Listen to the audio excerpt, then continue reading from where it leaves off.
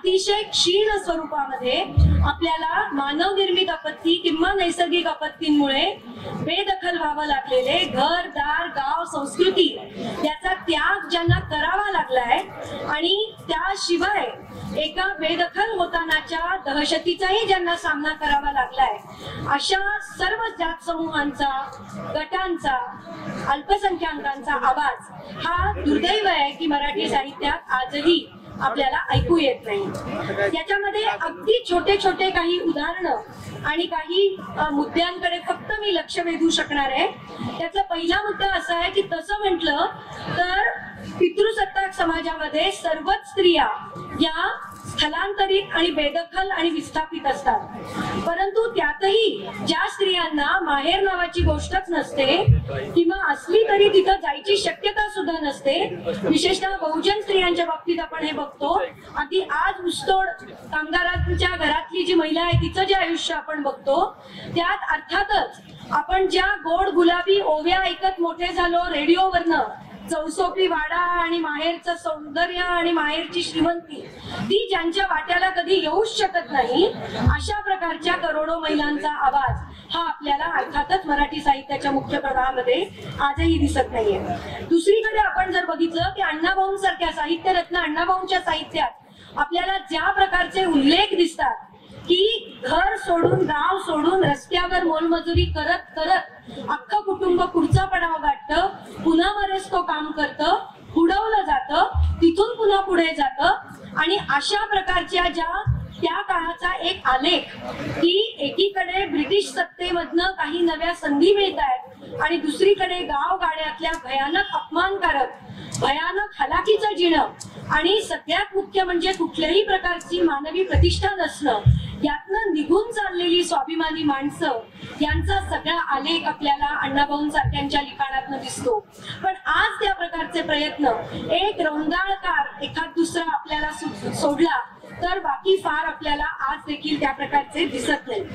तिसरं मला म्हणायचंय की आदिवासींच्या साहित्यामधली जी एकूण परिस्थिती आहे, परत बोटावर मोजण्याजोगी नावं सोडली तर सामान्य आदिवासीचा आवाज जिथे आज आपण बघतोय की डोंगरच्या डोंगर डोळ्यांचं पातळ लावण्याच्या खलास होत आहेत। झारखंड मधली आमची मैत्रीण सांगते जसिंटा केरकट्टाही, त्याच प्रकारचं वास्तव आज आंबा घाट कापला जातोय। सावंतवाडीकडे तुम्ही जा, तिथे तुम्हाला तेच दिसतंय। मुंबई पुणे एक्सप्रेस हायवेच्या वेळेला ज्या प्रकारे आदिवासींचं विस्थापन झालं, त्यांचा आवाज आजही पुढे येत नाहीये आणि म्हणून संशोधनपर लिखाणातनं, कवितांमधनं, कादंबऱ्यांमधनं, वैचारिक लिखाणातनं हे सगळे आवाज पुढे कसे येतील हा आपल्याला विश्वही सांस्कृतिक चळवळ म्हणून एक आव्हानाचा विषय आहे। या पुढची कार्यक्रम पत्रिका म्हणून तो आपल्याला लक्षात ठेवायला लागणार आहे। बहुजनांच्या बाबतीमध्ये आपल्याला हे दिसतं की थोडीफार जमीन तुकडे जरी असले तरी आज घाई जी आहे ती जागतिकीकरणानं पुरस्कृत केलेल्या एका चकचकीत शहरी जीवनाची आहे आणि त्यामुळे तिथेही आपण कोट्यावधींचं एक घाईघाईत झालेलं डिस्ट्रेस मायग्रेशन बघतो आणि त्याचीही पुन्हा कुठेही आपल्याला नोंद खऱ्या अर्थानं सखोलपणे घेतलेली सापडत नाहीये। आज विस्थापनाची आणि स्थलांतरांची आवर्तनं सुद्धा दिसत आहे आणि याच्यात परत या मुद्द्यात जास्त पुढे जाता येणार नाही। काही संशोधन मी खरं तर आणलं होतं आपल्या समोर ठेवायला, पण थोडक्यात सांगेन की शहरामध्ये काही एक पैसा पुंजी गाठीशी बांधल्यानंतर अनेकदा विस्थापित झालेला समूह हा पुन्हा मूळ गावी जाऊन काहीतरी आपलं उभारायचा प्रयत्न करतो, अनेकदा पुन्हा नागवला जातो, पुन्हा अत्याचाराच्या घटना घडतात आणि पुन्हा तो बाहेर पडतो। अशी काही आवर्तनं सुद्धा आपल्याला बघायला मिळत आहे आणि हा खरं तर एक आजच्या विकास प्रक्रियेमधनं ज्या प्रकारचं भणंगपण लादलं जातंय त्याचा आलेख आपण खरं म्हणजे निर्माण करणं हे अत्यंत महत्वाचे ठरणार आहे। आज आमच्या या सत्रानंतर आपल्याला माहितीये नागराज मंजुळे बोलणार आहेत आणि आपण सगळे जाणतो की पॅन्ड्रीच्या शेवटी एक दगड भिरकावला जातो, तो ज्या व्यवस्थेवर भिरकावलेला आपण सगळे जाणतो की फॅन्ड्रीमध्ये अपमानित झालेला मुलगा हा तिथं राहू शकेल का? तो गावगाडा ती बेदखल होण्याची प्रक्रिया तिथं असतानाच सुरू झालेली असल्यामुळे तो तिथं थांबू शकणार नाहीये, परंतु फॅन्ड्रीच्या ज्या पुढचा प्रवास आहे त्या मुलाचा त्या लहानग्या शाळकरी मुलाचा जो संघर्षमय प्रवास पुढचा असणार आहे त्याची सुद्धा एक दखल आपल्याला घ्यायला हवी, कारण तो अत्यंत वाईट प्रवास आहे. आणि थोडक्यात सांगते की शहरामध्ये आलेले नॉन पुअर याच्यावरती आज बरंच संशोधन चालू आहे की गावगाड्यातनं सुटलो पण पुढं जायचं कुठं त्याचं टोक सापडत नाही, ती दोरी सापडत नाही की ज्याच्यावरनं कुठल्याही प्रकारची गतिशीलता शक्य होईल. अशा परिस्थितीत सापडलेले आज कोट्यावधी आपल्या शहरीकरणात आहेत आणि त्यांची दखलही आपल्याला घ्यायला लागेल. इथे निसर्ग निर्मित आणि मानव निर्मित दोन्ही प्रकारची अन्याय अत्याचार एकत्र येतात. दुष्काळ आहे, बोलणारं ऊन आहे, प्यायला पाणी नाही, आणि मुंबईत गेलं तर ज्या प्रकारची जिंदगानी आपल्या वाट्याला येते ती कोणाला सांगण्याजोगी सुद्धा नाही गावाकडे किंवा नात्यामध्ये. या प्रकारच्या एका कात्रीत सापडलेले जे लक्षावधी आहेत त्यांच्याविषयी मी इथं बोलते. शेवटी एक गंमत सांगते आणि थांबवते. आज आपण उदगीर मध्ये बोलतोय. काल आपल्या स्वागताध्यक्ष डॉक्टर कात्री मॅडमनी आपल्याला इतका सुंदर इतिहास या सगळ्या भूमीचा सांगितला. आज सरफराज सरांनी आपले डोळे उघडले.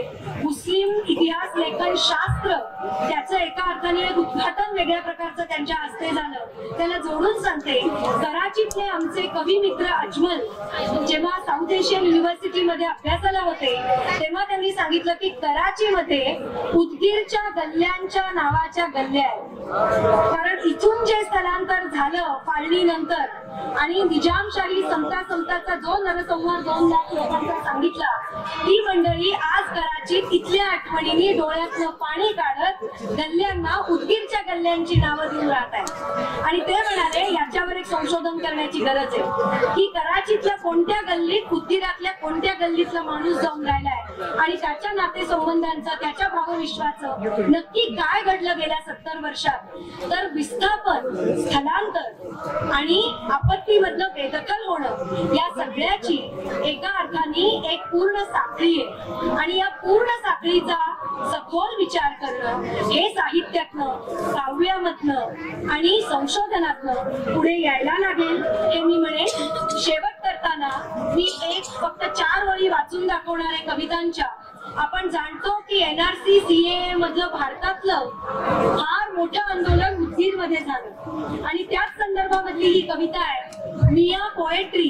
हा मिया म्हणजे आदराने एखाद्या व्यक्तीला म्हणणं, पण मिया हा शब्द मुसलमानांना हिडवायला, त्यांची लाज काढायला वापरला जायला लागला. तेव्हा प्रतिरोध म्हणून मिया पोएट्री या नावानं कविता लिहिली गेली. आणि त्यात बघा आसाम मधला एक मजूर काय म्हणतोय, तो म्हणतोय यावेळी डिटेन्शन कॅम्प मध्ये सान मिया हे या कवीचं नाव आहे. यावेळी डिटेन्शन कॅम्प मध्ये बसल्या बसल्या आठवलं, अरे देवा आपणच तर ही इमारत बांधली होती. आता आमच्याकडे काहीही नाही. आता आमच्याकडे काहीही नाही, केवळ एक जोडी जुनाट लुंगी, अर्धवट पिकलेली दाढी आणि आमच्या आजोबांच्या नावासोबत शेवटच्या मतदार सूचीच्या ऍफिडेव्हिटची प्रत. बस.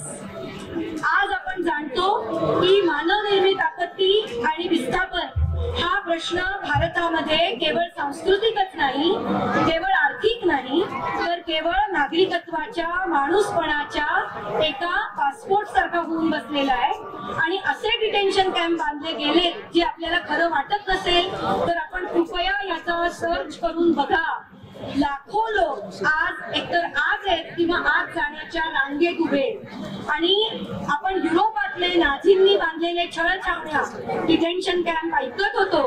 प्रत्यक्ष आसाम मध्ये आणि भारताच्या इतर भागात ही तयारी सुरू आहे. त्यामुळे ही चर्चा आपल्याला कुठल्या उंचीवर न्यायला लागणार आहे आणि त्यासाठीचा प्रखर संघर्ष करायला लागणार आहे याची जाणीव आपण जितक्या लवकर करून घेऊ तितकं बरं. मला ही संधी दिली त्याबद्दल अध्यक्ष आणि संयोजकांचे आभार मानते आणि